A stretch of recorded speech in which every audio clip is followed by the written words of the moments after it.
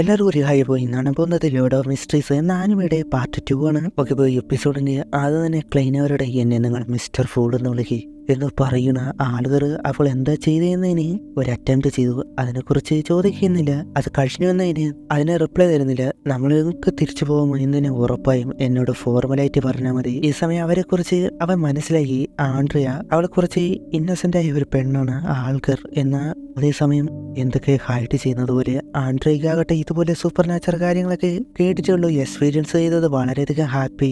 അവനോട് ബിയൻഡേഴ്സ് ആവുന്നത് എങ്ങനെയാണെന്ന് എന്നതിന് അത് അവനെ അറിഞ്ഞൂടാ. നൈസായിട്ട് ആൾക്കാരനോട് പറയാനായിട്ട് പറയുന്നുണ്ട്. അവനും ആൻഡ്രിയനെ കണ്ടിട്ട് ഈ പെൺകുട്ടി സൗണ്ട് കേട്ടിട്ട് ഫാമിലിയിലാണ്, ഞാൻ വെറും സോണിയസി എന്നിട്ട് മിസ്റ്റർ ഫൂൾ അത് മാനേജ് ചെയ്തു എന്ന് ഇൻഡയറക്റ്റ് ആയിട്ട് വലിയ ഫാമിലിയിലെ ചെറിയ ഫാമിലിയിലെ എന്ന് വേർതിരിവ് കാണിക്കുന്നില്ല. കാരണം അങ്ങനെ ഒരു കാലഘട്ടമാണ്. ക്ലൈനോട് ഒരു റെസ്പെക്ട് ആൾഗണ്ണിനും തോന്നി. ആൾഗണ്ണല്ല ആളുകർ മാറിപ്പോകുന്നു എന്നാൽ അവ ഇതൊന്നും അറിയുന്ന പോലെ ഇല്ല. ഓണിൽ നിന്നല്ലേ നിനക്ക് ഈ എവർനൈറ്റ് ഗോഡസ് ഓഫ് സ്റ്റോംസ് അങ്ങനെയുള്ള ഓർഗനൈസേഷനിൽ ചേർന്നാൽ മതി. ആൾമോസ്റ്റ് ആരും തന്നെ ബിയോണ്ടേഴ്സ് അവരുടെ ലൈഫ് കണ്ടിട്ടില്ല. എക്സിറ്റ് ചെയ്യുന്നു എന്ന് മാത്രം അറിയാം. അവരെപ്പോഴും ഫൈറ്റ് ചെയ്യുന്നുണ്ട് ഇരുട്ടിൽ. ഒരുപാട് ഡേഞ്ചർ ഉണ്ടായിട്ടും എന്നാൽ അവളെ തന്നെ അങ്ങനെ ചേർന്ന ഫ്രീഡം കിട്ടില്ലല്ലോ. അതിനാളുകണ് രണ്ടു തരം 9 സീക്വൻസ് പാത്രയുണ്ട്. ഒന്ന് സെയിലർ, മറ്റൊന്ന് സ്പെക്ടേറ്റർ. ഇത് ഞാൻ കഴിഞ്ഞ എപ്പിസോഡ് പറഞ്ഞതല്ലല്ലോ എന്ന് ആലോചിച്ചാൽ ഇത് 9th ലെവൽ സീക്വൻസ് ആണ്. 0 ലെവലായിട്ട് അതായത് മെയിൻ ആയിട്ടുള്ളതാണ് ഞാൻ പറഞ്ഞു. സെയിലർ എന്നത് ടൈറന്റ് പാത്വേ ആണ്. സ്പെക്ടേറ്റർ എന്ന വിഷണറി പാത്വേ ആണ്.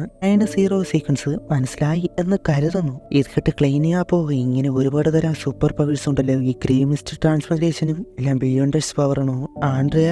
അപ്പോൾ എനിക്ക് കാര്യങ്ങളൊക്കെ പറഞ്ഞു തന്നതിന് നന്ദി. അവന് കുഴപ്പമില്ല. ഇവിടെ വരുമോ എന്നതിനെ പിന്നെയുമോ എന്ന മനസ്സിൽ ആൾക്കാർ ക്ലൈനോട് പവേഴ്സ് അവർ ഇമാജിൻ ചെയ്തതിനേക്കാളാണ് ഫ്യൂച്ചറിൽ അവന് കൈകാര്യം ചെയ്യാൻ കഴിയാത്ത അവസ്ഥ വരികയാണെങ്കിൽ അവർ ഹെൽപ്പ് ചെയ്യാം അത് ആഗ്രഹിക്കുകയാണ്. അത് കേട്ടിട്ട് അവർ സീക്രട്ട് ഇങ്ങനെ ചെയ്താൽ കണ്ടുപിടിക്കുമോ എന്ന ടെൻഷനുണ്ട്. എങ്കിലും അവനെ തിരികെ വീട്ടിലേക്ക് പോകാൻ ഇതിലൂടെ മനസ്സിലാക്കാൻ പറ്റും. ഒരു കാര്യം ചെയ്യാം, എല്ലാ മണ്ടയും വൈകുന്നേരം 3 മണിക്ക് ഇവിടെ മീറ്റ് ചെയ്യണം. ഒറ്റയ്ക്ക് നിൽക്കണം. ആ സമയം ഒറ്റയ്ക്ക് നിൽക്കണമെന്ന് പറയുകയാണ്. അവർക്കും വിളിക്കാൻ അല്ലാതെ ഒറിജിനൽ പേര് പറയില്ലല്ലോ, പറ്റില്ലല്ലോ. അതുകൊണ്ട് വേറൊരു പേര്. അവളെ ജസ്റ്റിസ് എന്നും അവനെ ഹാങ്ഡ് മാൻ എന്നും പറയുന്നു. അവനെ മിസ്റ്റർ ഫൂൾ എന്നും. ഈ പ്ലേസിന്റെ പേരാണ് ടാരറ്റ് ക്ലബ്ബ്. ഇന്ന് ഈ സമയത്താണ് റിയാലിറ്റിയിൽ ഡോർ ആരോ മുട്ടുന്നത്. അതോടെ ഡിസ്റ്റർബ് ആയി അവൻ പോകാനുള്ള ടൈമായി. അവന്റെ സ്പിരിച്വൽ പവർ വീക്കായി വരികയാണ്. അവരോട് ശരി ഇന്നത്തെ മീറ്റിംഗ് കഴിഞ്ഞ് അവര് റെസ്പെക്ട് കൊടുക്കുന്നുണ്ട്. അതോടെ അവരെ പറഞ്ഞു വിടുകയാണ്. ഒരു തരത്തിൽ അവരുടെ സ്പിരിച്വൽ പവർ എനർജിയാണ് ഇവിടെ വരുത്തുന്നത്. ആ ബോഡി റിയൽ വേൾഡിലും ഉണ്ടാകും. അവരെവിടെയാണ് അവിടേക്ക് തന്നെ പോയാണ്. അവന് കണ്ണുറന്ന് പുറത്ത് പോലീസാണെന്ന് മനസ്സിലാക്കിയിട്ട് ബുക്കൊക്കെ മാറ്റി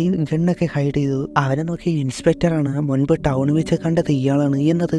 അവന്റെ പേരാണ് ലിയനാർഡ് മിച്ചൽ. ലീവ് എന്ന് പറയാം. അതുപോലെ മറ്റൊരാളുണ്ട് ഡോൺ സ്മിത്ത്. അവനോട് ന്യായ വിൻസിന്റെ ഇൻവെസ്റ്റിഗേഷനായിട്ട് വന്നതാണ് എന്ന് പറയണം. അതിലാ ബുക്ക് കണ്ടിരുന്ന് അത് വായിച്ചു നോക്കി. ഇതെന്താണ് എല്ലാവരും മരിക്കും ഇൻക്ലൂഡിങ് മീയും. അതെന്താണ് അർത്ഥമാക്കുന്നതെന്നതിന് അവന് നടന്നത് പറയണ. അവന്റെ റീസെന്റ് ആയിട്ട് നടന്നതൊന്നും അവന് ഓർമ്മയിലേക്ക് ഡയറിയിലുള്ളത് വെച്ചാണ് അവൻ തന്നെ മനസ്സിലാക്കി. എവിഡൻസ് വെച്ച് വെൽച്ചിന്റെ അടുത്ത് ഈ ജൂൺ 27 പോയതിന് തെളിവുണ്ട്. അവന്റെ ഗണ്ണ് അത് കാണാതെ ഇത് പറയുന്നുണ്ട്. അവനപ്പോൾ തന്നെ ആ ഗണ്ണ് അവിടെ എവിടെ ഉണ്ടെന്ന് കാണിച്ചു കൊടുത്തു. ഈ മിറർ കണ്ടിട്ട് എന്ത് പറ്റിയെന്ന് ഇനി മിഡ്നൈറ്റ് അവൻ സൂയിസൈഡ് ചെയ്യാൻ നോക്കി കാരണം എന്നാ ഫെയിലായി കാണണം. അതിനുശേഷം ആണ് എന്റെ മെമ്മറി പോയത് എന്ന് പറയാണ്. ഞാൻ പറയുന്നത് സത്യമാണ്. അവന് കേട്ടിട്ട് നീ പറയുന്നത് സത്യമാകാം എന്നാൽ നമ്മൾ മാത്രം കേട്ട് പോയാൽ പോരല്ലോ. മെഡിക്കലായിട്ട് വെരിഫൈ ചെയ്യണം. അവനോട് കൂടെ വരാനായിട്ട് പറയുന്നുണ്ട്. അവള് നിന്നെ മെമ്മറി തിരികെ കൊണ്ടുവരും. അത് കേട്ട് അവനൊന്ന് ഷോക്ക്. കാരണം അവന്റെ യഥാർത്ഥ മെമ്മറി മനസ്സിലാക്കൂ എന്ന്. അതിനുശേഷം അവനെ കൊണ്ട് പോവുകയാണ്. ട്രാൻസ്മിഗ്രേഷൻ കണ്ടുപിടിക്കുക എന്നൊക്കെ ആലോചിച്ച് നിൽക്കുമ്പോഴാണ് ഒരു കൊച്ചു പയ്യൻ ഫുഡ് മോഷ്ടിച്ച് വരുന്നത്. അവനെ പിടിച്ചു. ആ സമയം ആ കിട്ടിയ ചാൻസ് അത് മുതലെടുത്ത് അവനവിടെ നിന്ന് എസ്കേപ്പായി. അവനെ നോക്കുമ്പോൾ അവർ പോയിരുന്നു. അവന് ഒരു സ്ഥലത്ത് ഹൈഡ് ചെയ്ത് നോക്കുമ്പോൾ ഉണ്ട് മുകളിൽ നിന്ന് വെള്ളം ൂപ്പാകുന്ന രീതിയിൽ ആക്ഷൻ നോക്കുമ്പോൾ ഉണ്ട് ആ ടൈമോ സ്പേസിലോ ഫ്രീസായിട്ട് നിൽക്കുന്നു. അവിടെ മുഴുവൻ ഫ്രീസായി. അതേപോലെ തന്നെ അവിടെ വീടായ ഒരുപാട് കാര്യങ്ങൾ അത് സംഭവിക്കാനായിട്ട് തുടങ്ങി. അവന് മനസ്സിലായി ഇവിടെ ഒരു ബിയോണ്ടർ ഉണ്ടെന്ന്.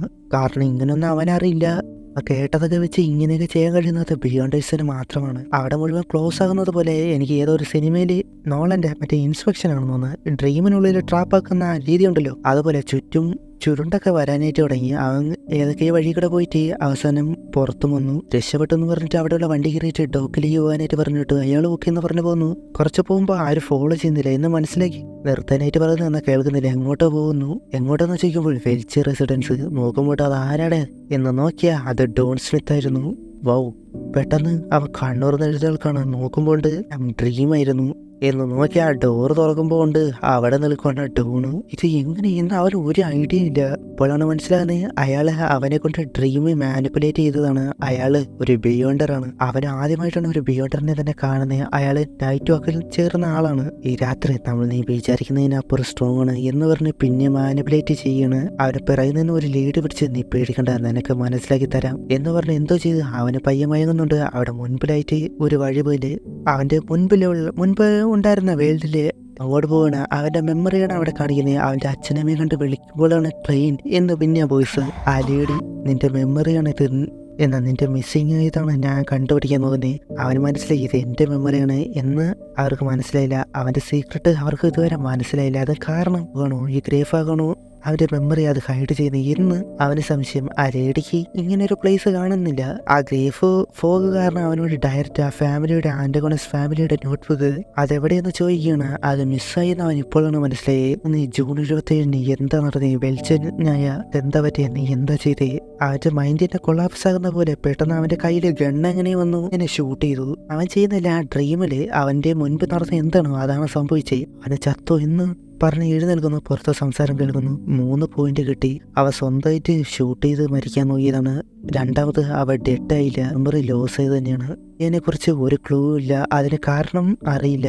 ഞാൻ ഇങ്ങനെയൊന്നും എക്സ്പീരിയൻസ് ചെയ്തിട്ടില്ല. ഈ ലേഡി നൈറ്റ് വാക്കിലെ മെമ്പറാണ്. ഡെയിലി ഡൂണിനോട് സൂക്ഷിക്കാനായിട്ട് പറയാണ്. അവൻ നമ്മൾ വിചാരിക്കുന്ന പോലെയല്ല. അവനോട് ആ നോട്ട്ബുക്ക് മിസ്സിങ് ആയി. നീ ഡേഞ്ചറിലാണ്. നമുക്ക് നിന്നെ എപ്പോഴും രക്ഷിക്കാൻ കഴിയില്ല. അല്ലെങ്കിൽ പിന്നെ നീ നമ്മുടെ കൂടെ ചേർന്നും ഒരു ബിയോണ്ടർ ആകണം. അവനോട്ട് ബിയോണ്ടറോ അത് എന്താണെന്നാണ് ഈ അടുത്ത എപ്പിസോഡ് മനസ്സിലാക്കാൻ പോകുന്നത്. അപ്പോൾ അവിടെ വെച്ച് ഈ ഒരു എപ്പിസോഡ് അവസാനിക്കുന്നു. ഇനി എന്തൊക്കെയാണെന്ന് അടുത്ത എപ്പിസോഡ് കാണാം. Okay, by.